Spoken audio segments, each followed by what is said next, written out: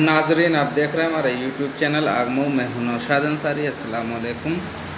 Congress party ने मऊ ज़िला का सदर इंतखाब आलम को नामज़द किया है, जिसके बाद कांग्रेस पार्टी ने पहली प्रेस कॉन्फ्रेंस आज मऊ शहर के हिंदी भवन में की, जिसको रियासती नायब सदर और घोसी असम्बली इंचार्ज वीरेंद्र चौधरी और नवमुंतखब सदर इंतखाब आलम ने प्रेस को खिताब करते हुए क्या बातें कहीं, आइए हम आपको दिखाते हैं प्रेस कॉन्फ्रेंस की तस्वीरें। तो उपचुनाव जो हो रहा है घोसी में, घोसी उपचुनाव के बाद पहले से मैं प्रभारी था। अध्यक्ष बनने के बाद जो मैं आया हूँ, संगठन में जो आप परिवर्तन हुए हैं, इसके तहत आज आप लोगों की कॉन्फ्रेंस रख मिलेगी। चुनाव के मद्देनजर चुनाव हम लोगों का मजबूती से प्रयासी लड़ रहे हैं। संगठन के सभी लोग, जितने भी संगठन के जिम्मेदार साथी हैं, वो अपनी जिम्मेदारी निभा रहे हैं और तन ढंग से चुनाव को जीतने के लिए प्रयास कर रहे हैं। आज योगी जी आ रहे हैं, उसको कैसे देखते हैं? कितना प्रभाव डालेंगे आपके चुनाव पर?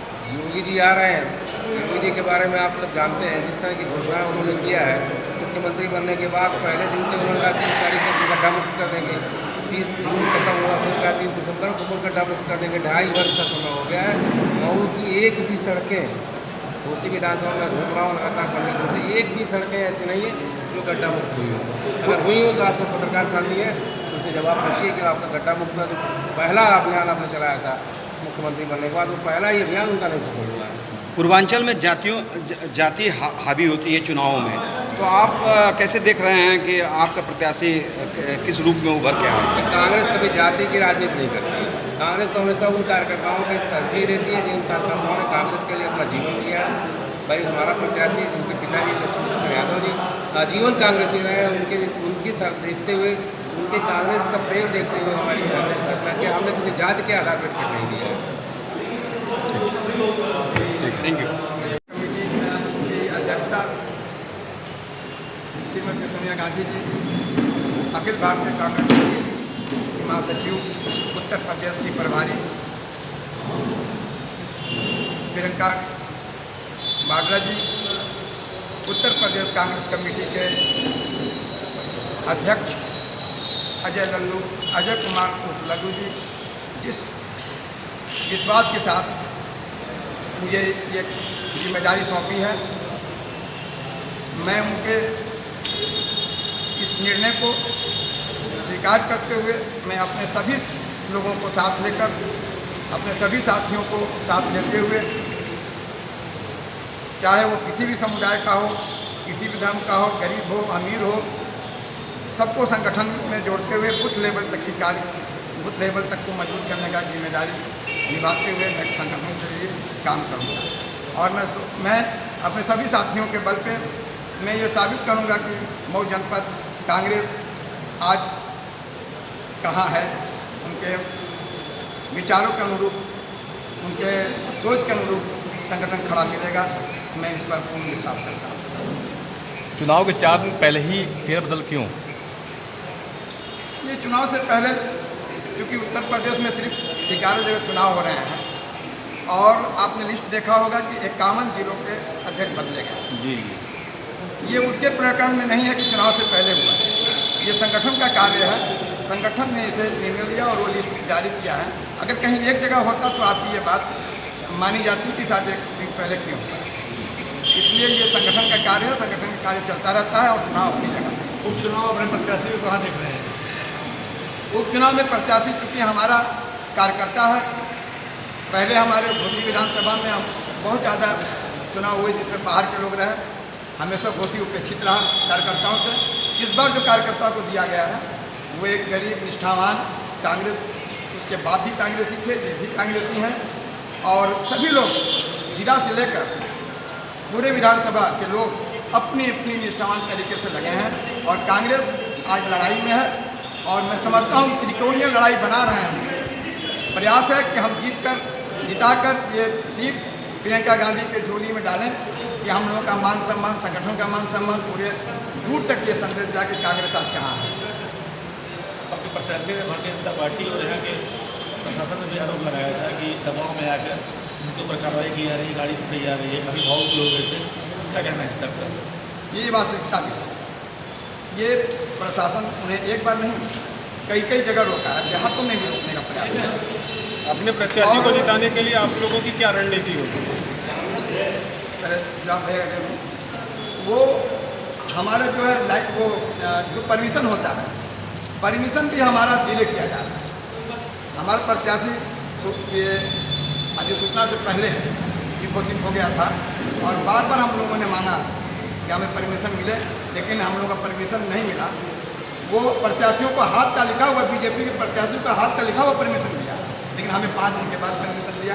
ये साबित होता है कि हमारे प्रशासन कहीं ना कहीं दबाव में है और बीजेपी के फेवर में काम कर रहा है।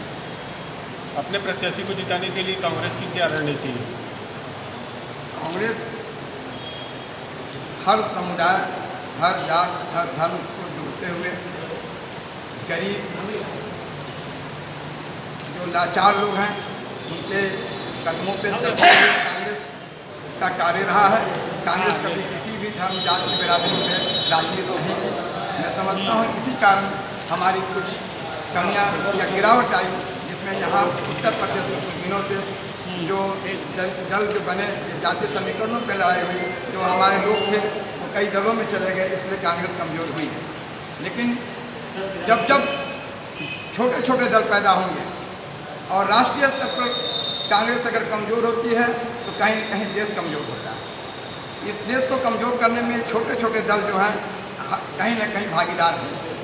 अब आने वाला दौर प्रियंका का है, प्रियंका जी का है, हमारे राहुल गांधी जी का है। अब कांग्रेस बदल रही है। कांग्रेस में कार्यकर्ताओं की पूछ बड़ी है, गरीबों की बात सुनी जाती है, अमीरों की भी बात सुनी जाती है, व्यापारियों की भी बात सुनी जाती है।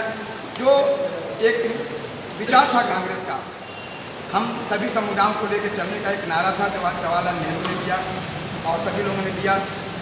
हिंदू, मुस्लिम, सिख, ईसाई सब हैं भारत में भाई भाई।